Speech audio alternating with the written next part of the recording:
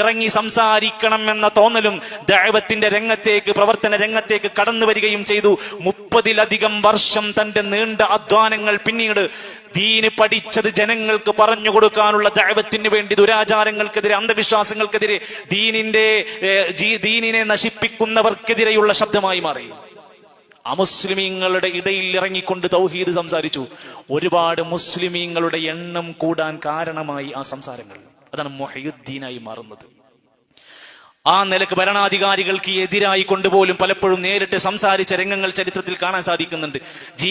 ജീവിതത്തെ മതത്തിന് വേണ്ടി കൊടുത്ത് മതത്തെ പരിപോഷിപ്പിക്കാൻ ശ്രമിച്ചപ്പോ അദ്ദേഹത്തിന്റെ മരണശേഷവും തനിക്ക് പറയാനുള്ളത് ജനങ്ങളുടെ ഇടയിൽ ലഭിക്കാൻ 3 സുപ്രസിദ്ധമായ ഗ്രന്ഥങ്ങൾ നൽകിയിട്ടാണ് പോയിട്ടുള്ളത്.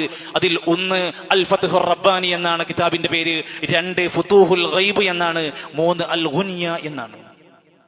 ആ 3 ഗ്രന്ഥങ്ങൾ എടുത്ത് വായിച്ച, ഞാൻ അതിൽ ഉദാഹരണങ്ങൾ വായിക്കാം.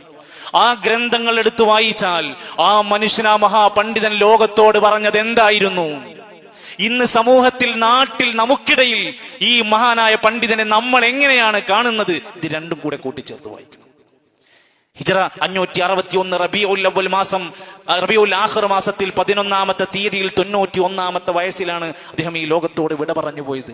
ആ ഒരു ദിവസം പോലും അദ്ദേഹത്തിനെ നിന്ദിക്കുന്ന സ്വരത്തിൽ അത്തരത്തിലുള്ള ആദർശങ്ങളെ പറഞ്ഞ് പ്രചരിപ്പിക്കുന്ന, അതിന്റെ പേരിൽ ആണ്ടും അറവുകളും നടന്നുകൊണ്ടിരിക്കുന്ന ഒരു കാലഘട്ടത്തിൽ ഈ ഷെയ്ഖ്, ഈ മഹാപണ്ഡിതൻ ലോകത്തോട് ഇതൊക്കെയാണോ പറഞ്ഞു കൊടുത്തിട്ടുള്ളത്? അദ്ദേഹത്തിന്റെ പ്രസിദ്ധമായ കിതാബ് ഫത്ഹുർ റബ്ബാനിയിൽ അദ്ദേഹം പറഞ്ഞൊരു വാക്കുണ്ട്: മുസ്ലിമേ, നീ ഇടക്കിടക്ക് ഇങ്ങനെ ലാ ഇലാഹ ഇല്ലല്ലാഹ് പറഞ്ഞാ മുസ്ലിമാകൂല. കൈഫ തഖൂലു ലാ ഇലാഹ ഇല്ലല്ലാഹ്, നിനക്കെങ്ങനെയാണ് ലാ ഇലാഹ ഇല്ലല്ലാഹ് പറയാൻ കഴിയുന്നത്? വഫീ ഖൽബിക കം ഇലാഹ്, നിന്റെ കൽബിൽ വേറെ എത്രയോ ഇലാഹുമാരുണ്ട്.